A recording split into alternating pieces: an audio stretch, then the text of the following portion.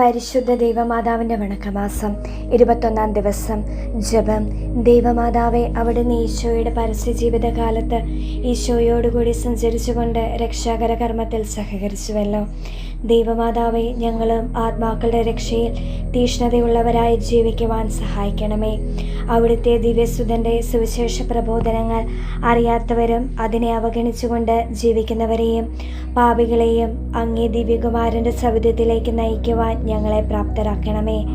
കാനായിലെ കല്യാണ വിരുന്നിൽ അവിടുത്തെ പരസ്പര സ്നേഹവും സേവന ചൈതന്യവും പ്രകാശിതമാകുന്നു.